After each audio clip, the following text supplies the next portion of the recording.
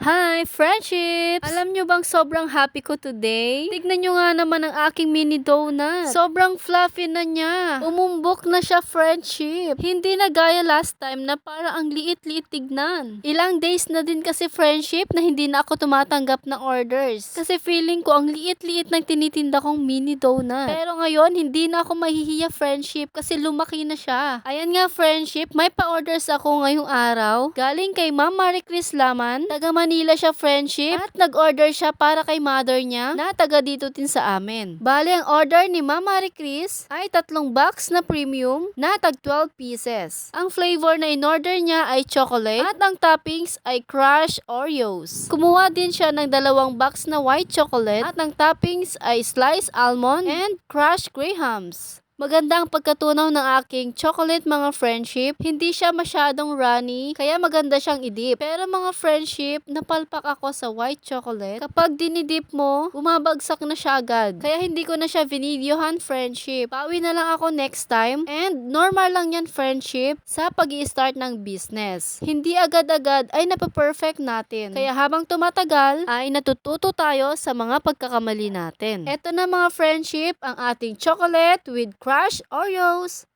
At ito na yung chocolate na sobrang runny. Sorry na, Ma'am Chris. Ayan, white chocolate yan, mga friendship, with sliced almond. And then, itong isa ay white chocolate with crushed grahams. At ito na, samahan nyo ako mag-deliver. May mga ibang orders pa ako kanina, friendship, pero hindi ko na talaga sila na videohan. Kaya shoutout na lang kay Ma'am Faith Rolla at Ma'am Corazon Gandesa. Thank you so much po sa inyong mga orders. God bless you all!